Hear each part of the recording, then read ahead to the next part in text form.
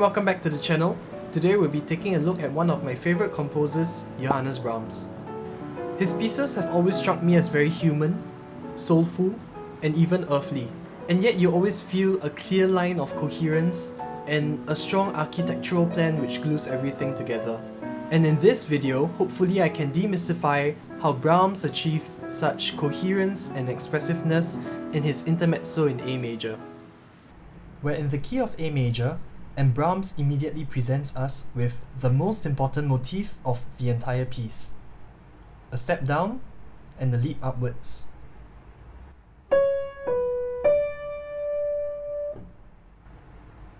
This motif is then repeated but modified, now with a leap up a minor seventh to A.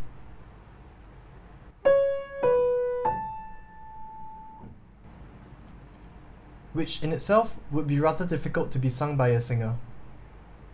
This part presents voicing problems to the pianist as well, having to arpeggiate the F sharp below the high A.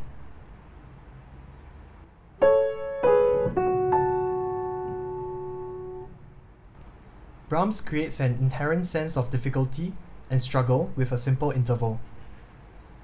Notice as well how there's a cascading motion down in the accompaniment, which mirrors the upwards motion in the melody. He then introduces a longer phrase with a dotted rhythm to contrast the two preceding shorter ones.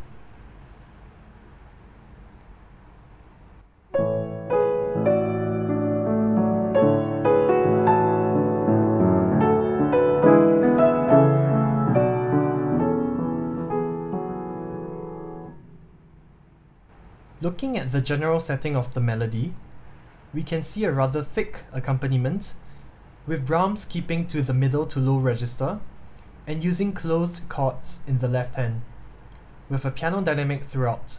It creates a warm and tender atmosphere, and one can almost imagine Brahms singing the piece at his piano. We then get a reinstatement of the melody, but instead of the pedal A, we get a moving bass, which helps to push the harmony along. He introduces D sharp, which tonicizes the key of E major, and he modifies the melody slightly, while keeping its overall shape and rhythm intact.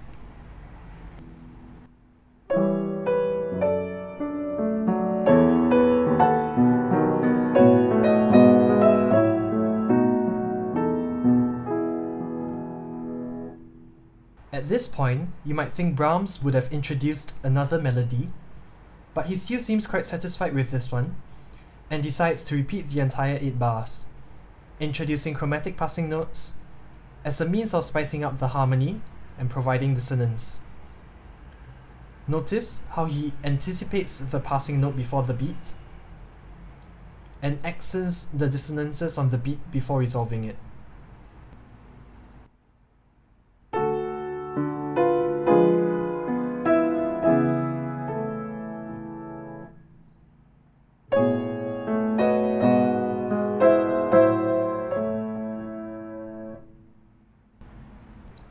The melody ends with a tonicization on E major, and we're immediately thrust into a C major chord, the flat 6 chord in the context of E major, and it almost feels as if a splash of colour were thrown onto us.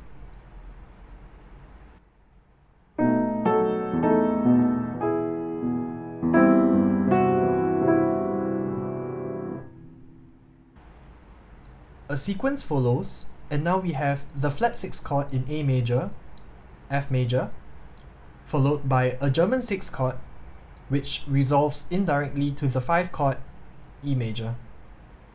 We shall call this section A2, and we have a wave-like melody and a rather ambiguous harmony, which makes us feel like we are being brought somewhere, although we aren't quite sure where.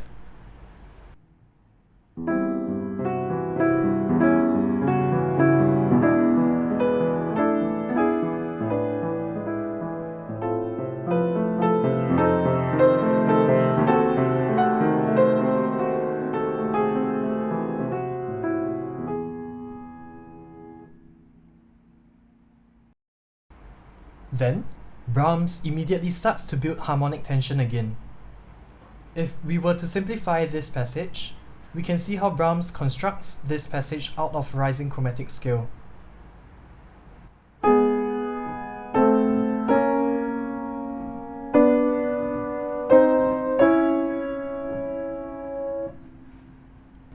And I think most people do not notice this, but Brahms actually sneaks in multiple instances of motif X in the passage.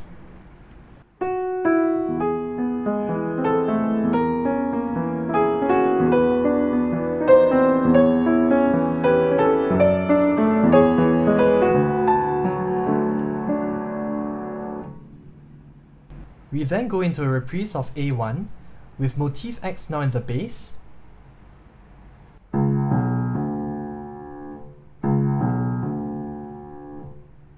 and a descending melodic line at the top, which is coincidentally an augmentation of the secondary line in the very beginning, A, G sharp, F sharp.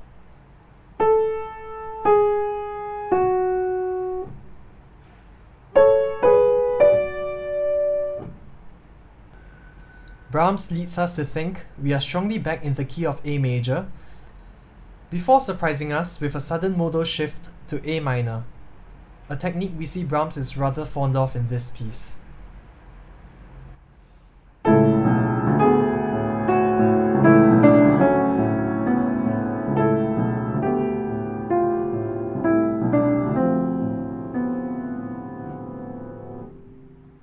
He finally gives us a full statement of the A1 melody, but he now inverses motif X at the very top.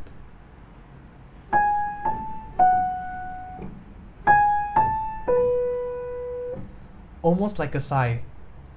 And the unique chord voicing here gives it such a special and tender quality.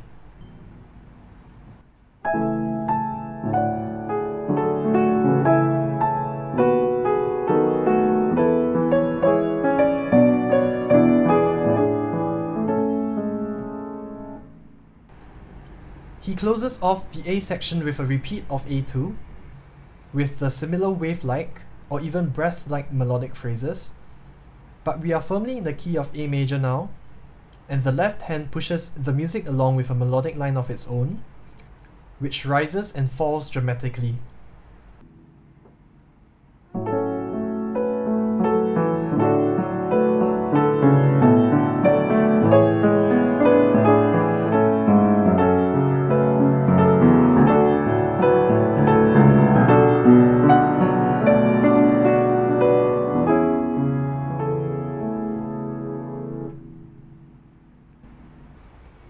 A final statement of motif X is sneaked in once again in the inner voicings, and he even successfully includes the minor 7th lead up to A in the very end.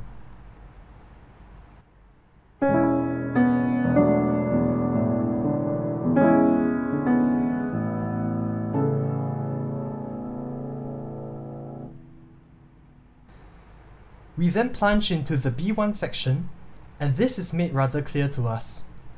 We have a longer, more fluid melodic line, a different rhythm of triplets against duplets, and we move into the relative minor, F sharp minor. The antecedent and consequent phrases have similar melodic contours, and notice how an augmented echo of the main melody is outlined in the left hand. Brahms even repeats the section such that pianists can exhibit the counter melody the second time.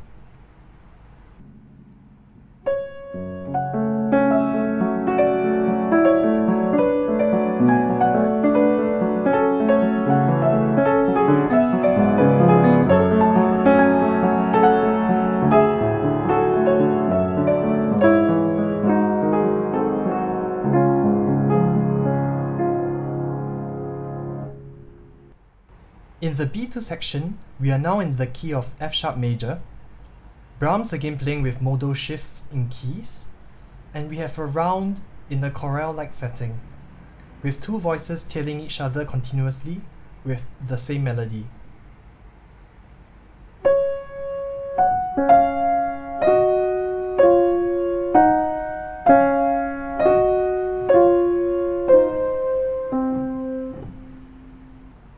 If we take a closer look at the chords, It might be rather surprising to find a chord with a bunch of flats and then suddenly an F major chord in the middle of F sharp major.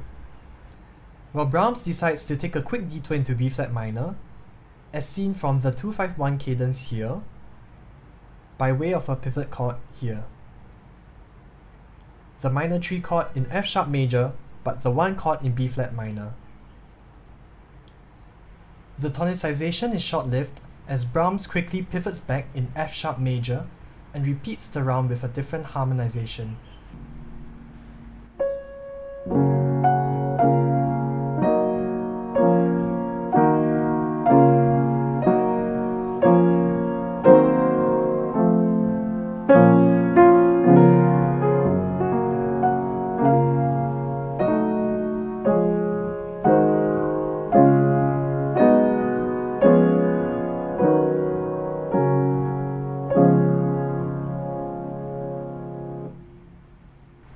The B1 section returns, now with the main melody in the tenor, and the counter melody in the soprano instead.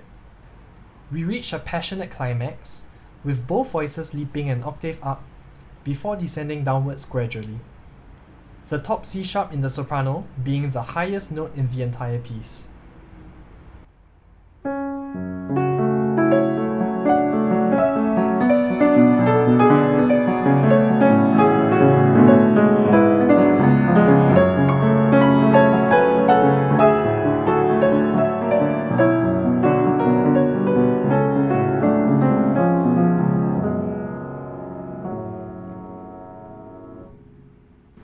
Just before the return of the A section, Brahms anticipates the melodic step downwards in motif X in this transitionary section.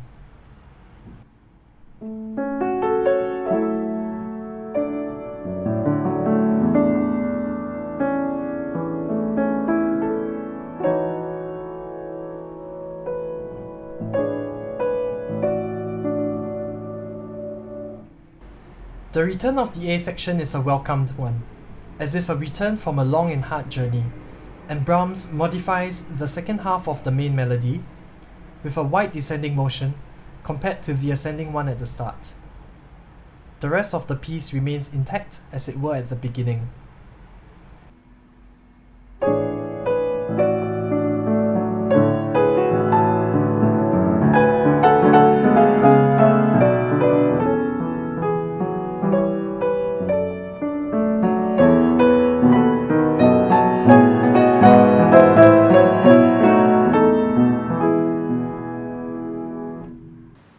That was the video. I hope you enjoyed. Do let me know what you think in the comments down below. Thanks for watching, and I'll see you in the next one.